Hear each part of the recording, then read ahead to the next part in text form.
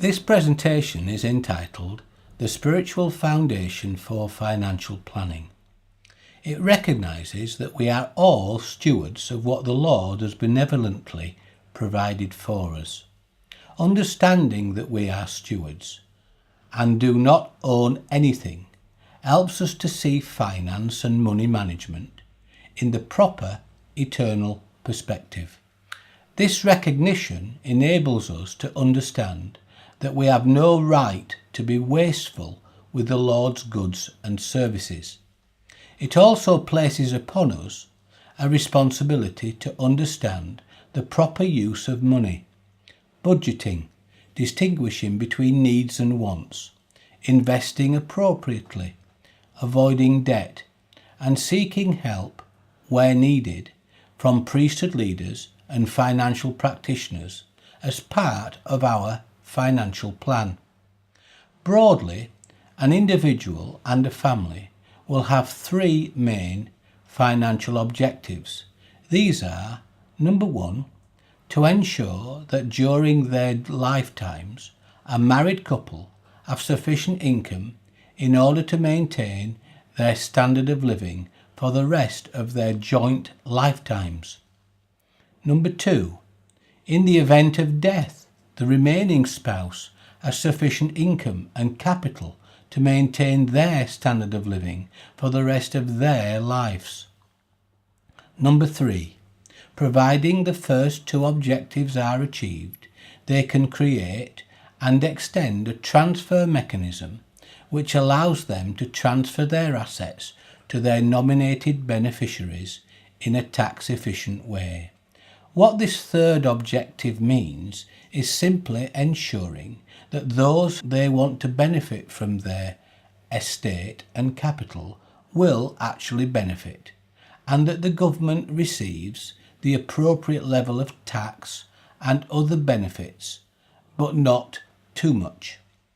These three objectives can be seen as lifelong and are as applicable to the young single adult who is thinking about marriage as they are to those of a senior age who are perhaps retired and helping to look after their grandchildren.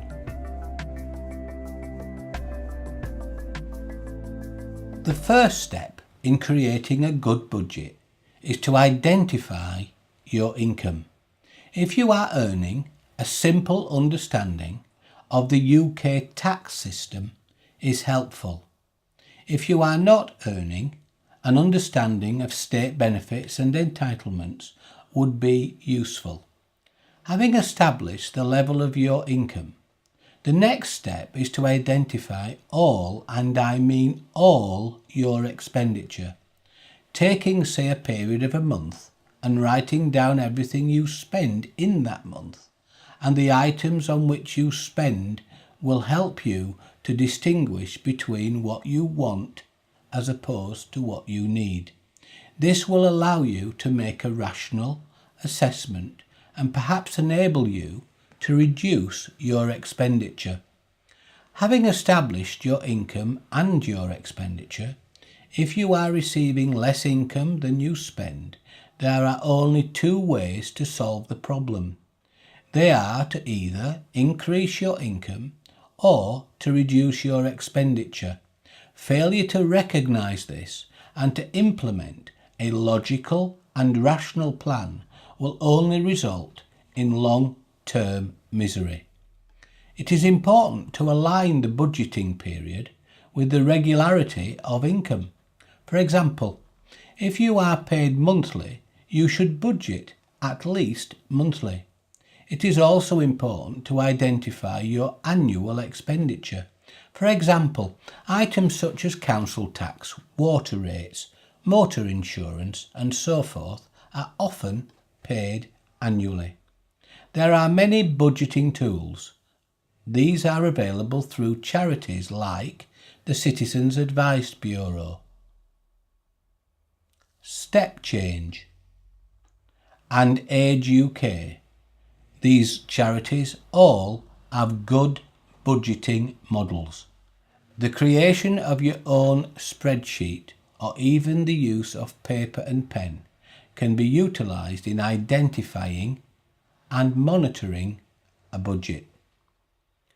Whatever method you choose, use it and keep it up to date.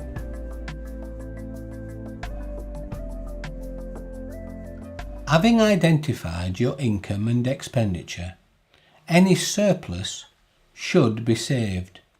Creating an emergency fund should be a main priority in budgeting.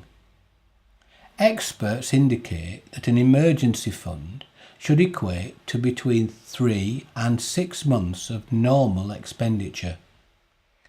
Holding cash has two main advantages. First, it reduces your chances of having to borrow money. Second, it is important to realise that if you have an endowment policy, a personal pension, or an investment ISA, you hold the money in the stock market and its value can vary. Cashing it in when the market is low can adversely affect what you receive back. Being able to cash in at any time when the market is high will provide you with the best return. When you make an investment decision, an important key is to recognise the time period over which you want to invest the money. If you are saving for next year's holiday, for example, that is short term. If you are saving for your children's university education, that could be a medium term, depending upon the age of the children. If you are saving for your retirement, that is probably long term, again depending upon your age. As a broad rule of thumb, experts indicate that the short term is a period of up to 36 months.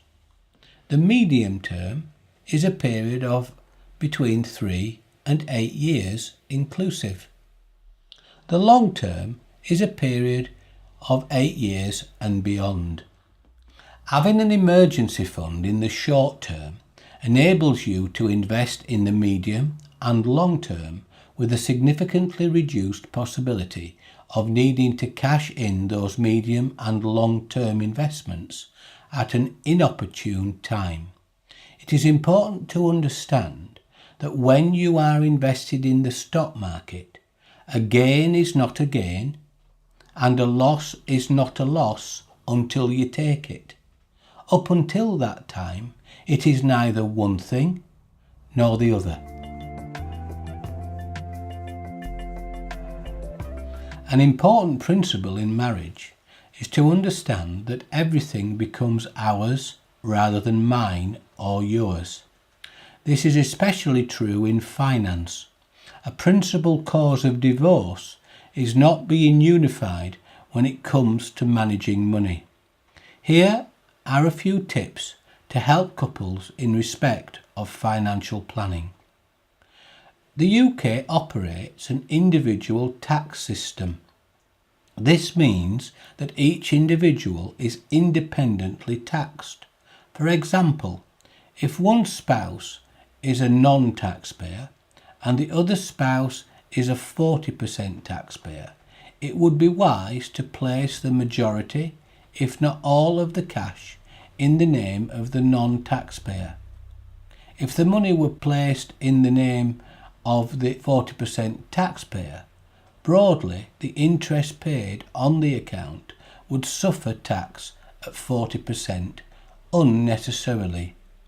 In short, the use of individual tax allowances can bring significant benefits to the married couple as a whole. It is important that any accounts, investments or other financial items can be seen by both spouses.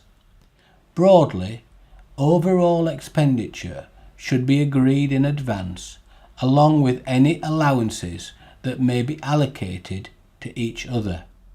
Over time, trust will increase, and so a couple may decide to be more liberal in their budgeting and expenditure program.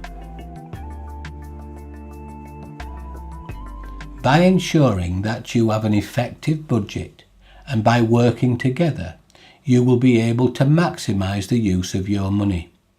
You should ensure that there is money at the end of the month, rather than month at the end of the money. With the proper eternal perspective, you will be able to ensure that with each item you eat it up, wear it out, make it do, or do without. However, some debts, like a mortgage for the purchase of a home, are often unavoidable. It is therefore important that when considering borrowing of money, it is done in a rational and objective way. Never borrow more than you can reasonably afford. Consider the risks you are taking should interest rates increase, your employment status change, illness, and even death strike. If you need to borrow money for, say, a car, that should be justified within your financial plan.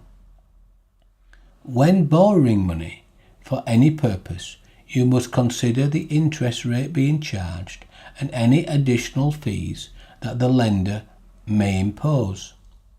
Ensure that you read the small print in any agreement that you are asked to sign.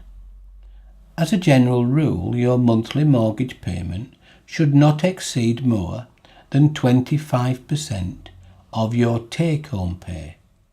Your overall planning, such as the planning to have a family, should be taken into account.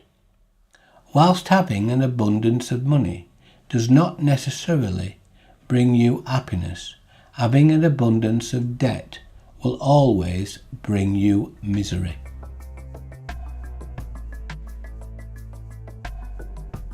With an eternal perspective, a parent and spouse can understand why they are financially responsible for each other and their children, whether they are alive or dead.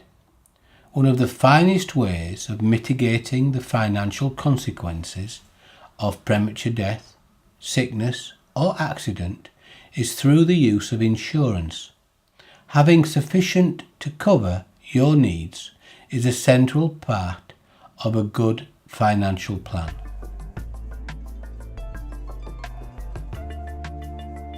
Should you have already fallen into financial difficulties, you must seek the best advice available from those who are qualified to help you and who have your best interests at heart. Perhaps your debts can be restructured to reduce your monthly outgoings. However, you should be aware of organisations who prey on those in debt. Consider all the principles explained earlier and formulate a definite plan of action in order to become clear of debt as soon as possible. As a church member in good standing, you are entitled to seek help from those in authority. The bishop is entitled to receive revelation for you. The Lord has provided a welfare program in this day and age.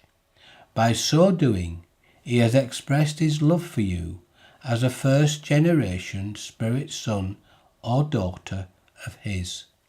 By seeking help and through the correct implementation of this program, you can maintain your independence and understand that your Heavenly Father truly loves you. We are living in a country that is relatively liberal when it comes to gifts to charity. The government encourage those individuals who want to be able to give money to various charities.